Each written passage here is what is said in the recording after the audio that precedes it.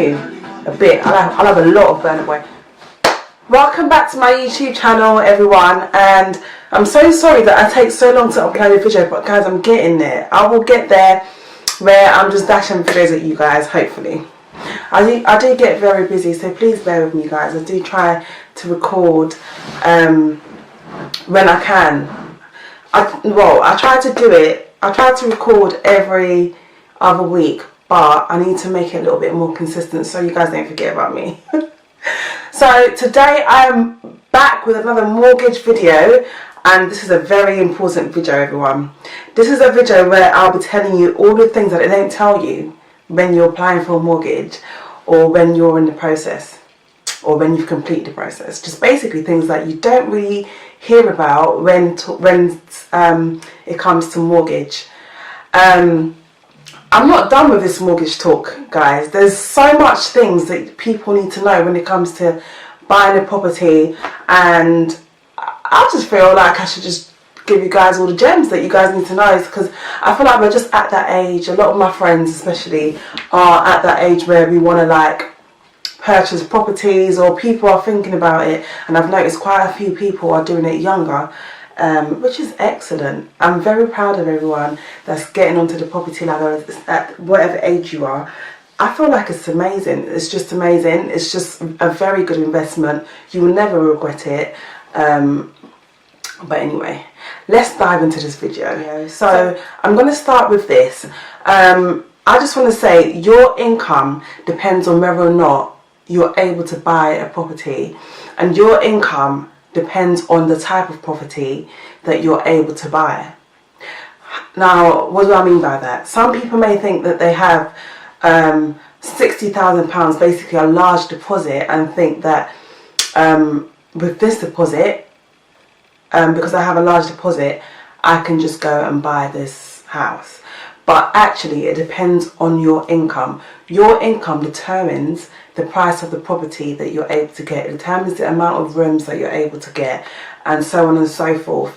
Basically, let me just put it in layman's terms. So let me just break it down. So if you, for example, earn £20,000 and you have a very large deposit, you probably need to find a property way out of London, because that's where you can afford a property. But if you're trying to look for a property, let's say a 2-bedroom flat in London, or a 2-bedroom flat on the outskirts of London, you may not be able to get it. Most lenders give you your salary times 4 or 4.5. So if you're for example earning, listen, I'm about to get my calculator up because my mind right now is not going to do any mental maths. So for example, if you're earning £20,000 a year and you have a large deposit, let's say of £60,000, if you times that by 4, the lender is willing to lend you £80,000. So if you have a deposit of, let's say for example, £60,000, and you add it to the £80,000, you can only get a property worth £140,000, and you don't really get much for that unless you're looking way outside of London. So that's just something a lot of people need to be aware of. Your salary really depends on the type of property you're going to get. It depends on how much the bank can lend you. It depends on whether or not you are able to get a property. So I just want everybody to aim high, try to get a well-paid job, no matter what it takes, whether it's to do a course to increase your pay. Just do all the things that you need to do now, so that later on you're able to get on that property ladder quite easily. Solicitor fees. Oh my days, guys, a lot of people think, okay, yeah, I've saved my deposit, and yeah, I'm going to go and buy a house, but they don't know all the different costs that come after that. I should actually do a video on what happens after you buy it, after you've got your mortgage. It may come, so keep an eye out. But when you hear conveyancing, that's referring to the solicitors, so those fees. A lot of people don't know that these costs are included in getting a mortgage until they're in the process, and it's just something that you need to budget for, as well as your deposit. If you're not willing to take out money for your deposit for solicitor fees, make sure you also save solicitor fees. When I did my process, I saved £2,000 on top of my mortgage for solicitor fees. So but my solicitor fees were actually about 1,300. It normally ranges from about £1,000 up to like £3,000 or probably more. But it's a lot of money. This is a delightful one to know, and a lot of people don't know this, but there are free mortgage lenders out there. Your mortgage lender does not have to cost money. You might hear, oh, I only charge £250. Oh, well, I only charge £300. Oh, I only charge, and you're thinking, wow, that's okay. This is someone that's going to guide me through the mortgage process. This is an actual okay price. But don't forget, there are free ones out there that are just as good, if not better. My experience, so when I was buying, my friend found this, she recommended this solicitor for me that cost, I think it was £300 or £350 at the time. And I just felt like that was a really good price. And this is someone that's going to guide me through the mortgage process. Well, no. There are free ones out there. So he was not I contacted him, and remember, I am a novice at mortgages. I don't know what I'm about to get myself into. So I'm paying you to guide me through the process. I would ask him questions and he would give like very vague answers. Very, very vague answers, very, very vague replies, and it just wasn't explaining anything, and I just didn't feel like I understood what I was doing. I'm about to put a lot of money into this process, and you're giving me 2 lines when I'm asking what is this and what is that, or can you explain this? Guys, get yourself a mortgage lender a mortgage broker that will explain the process to you, explain what's good and what's bad, give you good advice. And my mortgage advisor was able to do this. So when I was trying to understand the mortgage world, I booked an appointment with someone a mortgage advisor that cost £450. Basically, the one that my friend recommended, I actually scrapped him because he just was not he wasn't doing his job. So he had to go. Anyway, so I actually booked an appointment with one that cost £450, and I booked another one with someone that was free, because I was thinking, why the hell are you free? I want to know. And then I booked the £450 one. He literally talked me through everything within like half an hour, went through like my salary. It was very personalised. He said to me that he's got exclusive deals with lenders and blah blah blah blah blah. Excellent, sounded excellent. Sat down, listened to him, and I was thinking, am I going to go with this free one, because I actually want quality. I don't want to just go with someone because they're free.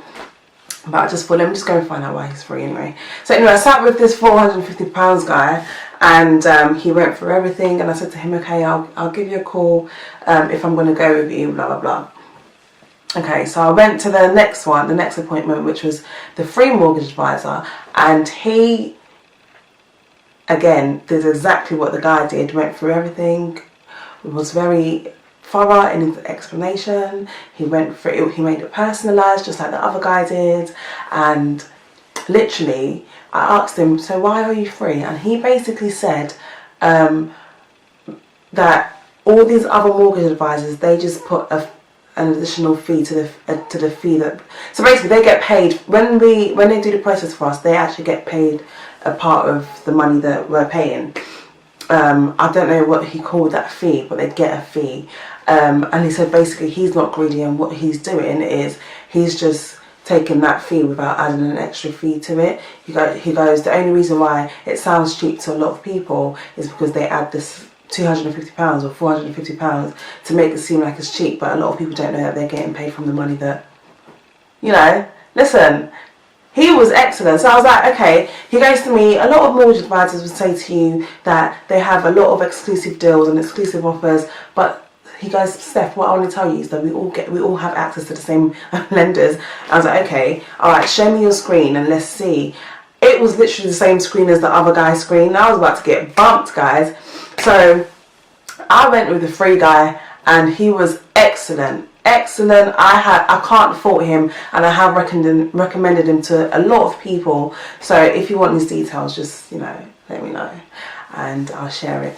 But he was excellent. He was excellent, really good. And I'll use him again and again and again, and I'll keep recommending it. So when you get to the end of the mortgage process, the part where you have to exchange, the exchange part of it, where you exchange the deeds, a lot of people don't know that before you exchange, you have to have home insurance, home content building insurance, they call it.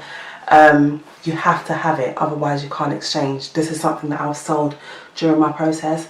Luckily, to be honest, it's not a large amount of money, but it's just something you need to know, so that you know that you need to budget some money aside from your deposit if you're not willing to take out of your deposit to pay for these extra costs. Yeah, so a lot of people don't know that you have to have home/building insurance before you exchange, before you get your keys. Because the reason why is, once you get your keys, the house is yours. If the house is not insured and something happens when the keys are yours, you have no insurance. Who's going to pay for it? Make sure you get all your insurance in place. To be fair, like, if you have a good mortgage advisor, they'll tell you this is what you need to do and blah blah blah blah blah. So just make sure you get your home/building insurance before you get your keys, guys. Before you get your keys, or even on the day you're getting your keys, just sort it out. It's quite quick. I think mine was probably about £250 for the year.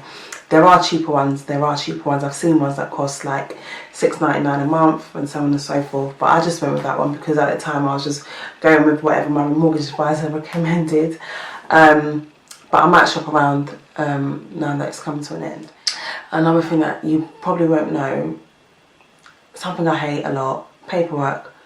You get the most paperwork through the post, more than you've ever got in your life. You get heaps and heaps. If you were to put all the paperwork together that you got from buying your house, listen, it'll probably be like, I'm probably exaggerating, but bundles. You get bundles that you need to read. I don't like reading. I'm not a reading fan, guys. I'm just not. Yes, I'm a social worker. I read a lot of cases, but I don't like reading. It's just, I don't like it. It's just too many words, too much for my brain. It's just, I'm not concentrating. I'm not a reading girl. That's just it. But I do read where I have to. But anyway, yeah, it's a lot of paperwork. So make sure you're dedicating time to read and understand what you're getting through the post, because you will be signing a lot of documents. You will be getting several posts through the door that you need to read and sign and understand. But just these are things that you just need to be aware of. So another thing I didn't tell you is that, guys, you don't need a high credit score to buy a house. You do not need a high credit score to buy a house. Your credit score can be okay and you can buy your house, okay? You don't have to wait because it can take a very long time to build your credit score. And just to let you know, guys, you don't need an excellent credit score to buy your house, just to let you know. Last but not least, this is something that's very important that I feel like everyone needs to know. So when people give themselves a certain amount of time to save for a mortgage, let's say for example your budget, you're aiming to save £40,000 for your deposit, and you're giving yourself, this is an example, a year. Just to let you know, £40,000 is basically the same as saving £35,000. So if you're stuck on 35k and you're thinking, oh my gosh, this has happened, it's setting me back, babe, it's not setting you back. You can actually just start the process. Because number one, they don't take your deposit until the end of the process, which could be between 3 to 4 months time or even more. Some people's only taken 6 months, some people's only taken 9 months. But just know you can start the process if you're on 35k aiming for 40k. To be fair, when you do all the mortgage calculations, you actually notice that 35k would probably be against 40k will probably be about a £5 difference per month. So that's something you need to be aware of. Don't feel like you need to quickly hit your goal and then start the process. You can start if you're like even bloody 7k behind, because that's if you're able to save 7k within 3 months, 4 months. But because you still have 3 to 5 months to play with, or you probably just want to put that £5,000 aside just for extra costs and just use the 35k, because to be honest, babe, it's not going to make a difference. It doesn't make that much of a doesn't make that much of a difference when it comes to the price of your mortgage monthly tonight. But I just felt like I should just come here and share just bits of information about mortgage. I think usually it just comes to me. This was a year ago that I started I started my process over a year ago now. Over a year ago now I started my mortgage process, and it's becoming a bit of a blur. So I think it's helpful for me and you, for me to come here and share all the information that I can remember, because I can always make reference to it, and so can you when it comes to your buying process. But there it is, guys, just a bit of information regarding mortgages, and I'll see you in my next video. It might be about mortgages, so stay tuned. I'm thinking of doing what happens after you've got your mortgage, what happens after you've got your keys. A lot of people buy with partners, but I bought alone, and it was a lot, I'm not gonna lie. And I'll probably speak about my experience in other videos, but I just want to say thank you for listening, guys, and I hope you found all that information helpful. And for those that didn't know the information, I'm sure it must be music to your ears. But thank you for listening, guys, and I'll see you in my next video. Mwah!